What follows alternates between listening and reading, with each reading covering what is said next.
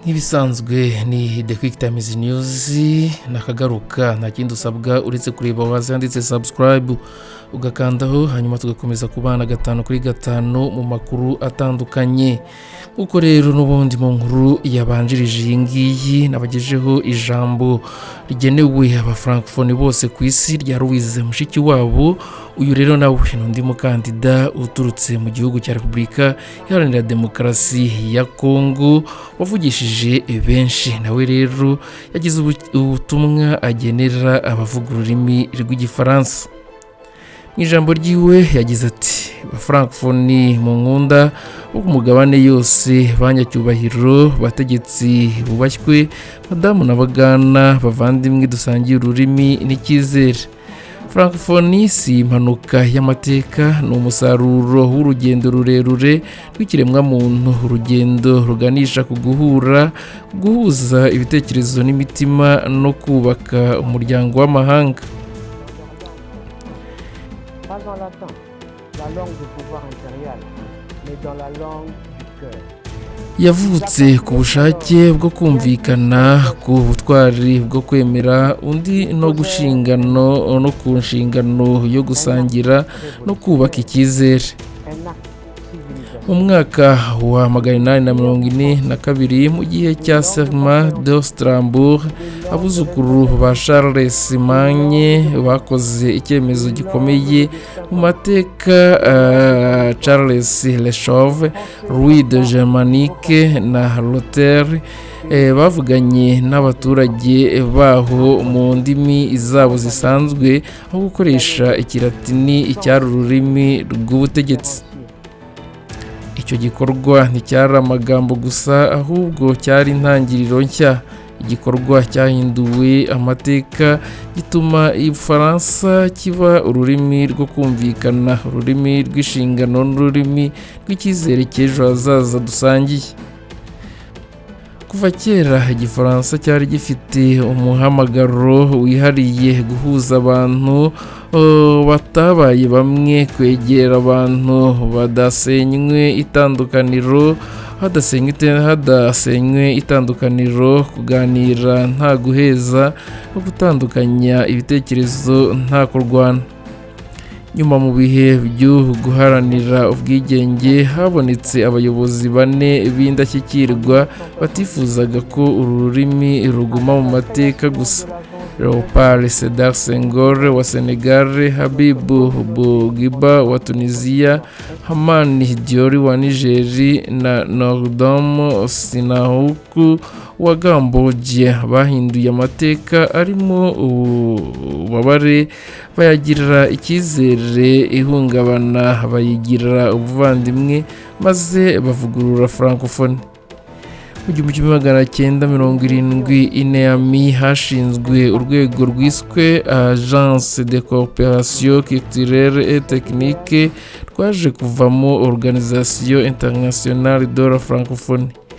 Kuva icyo gihe Francophonie ntiyakomeje kuba ururimi gusa, ahubwo yabaye umushinga wa politike, icyerekezo cy'umuco n'isezerano rihuza abantu.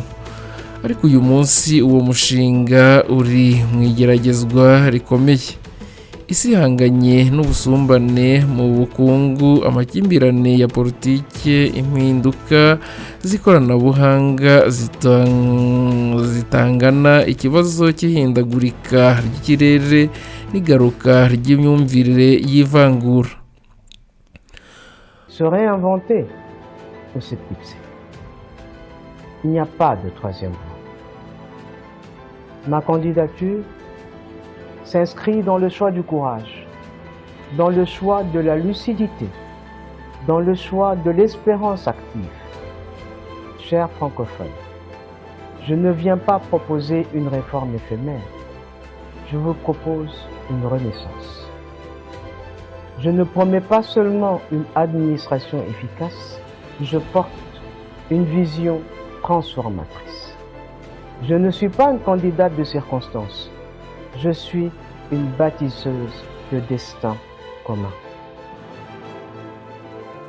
Mon projet s'intitule 9 projets neufs pour une francophonie neuve. C'est un projet pour une francophonie vivante. Mu Gushyingo 2026 i Phnom Penh, francophonie izahura n'ihitamo rikomeye kwivugurura cyangwa gusubira inyuma. Nta yindi nzira ya gatatu ihari. Kandidatire yanjye ishingiye ku guhitamo ubutwari, ukuri n'icyizere gikora. Ba francophonie sindi hano gutanga amavugurura y'igihe gito, ndabagezaho icyerekezo cy'ivugurura rishya. Sindizeza imiyoborere isanzwe gusa, mfite icyerekezo gihindura ibintu. Ndi umwubatsi w'ahazaza dusangiye. Umushinga wanjye witwa umushinga mushya wa francophonie nshya.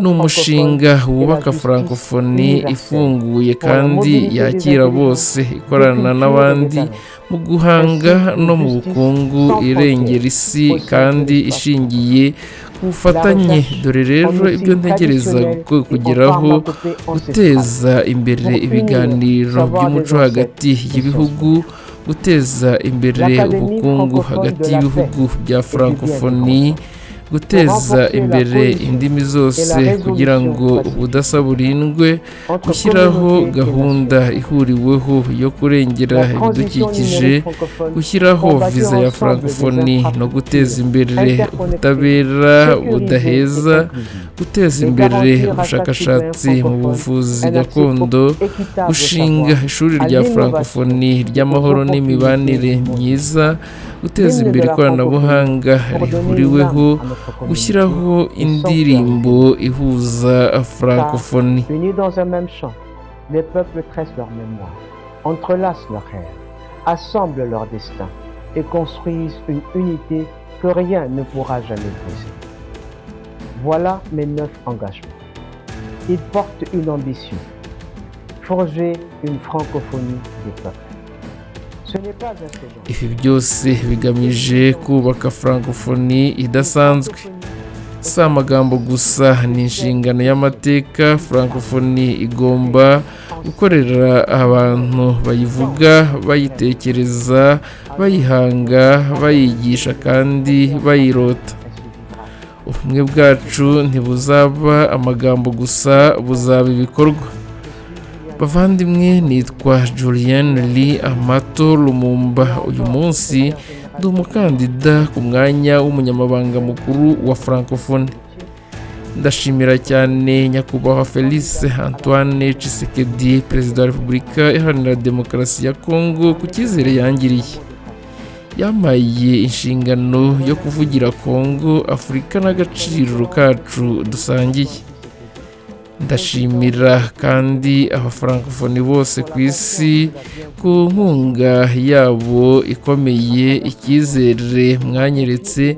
N'indahiro yanjye, ni inshingano yanjye, ni imbaraga zanjye.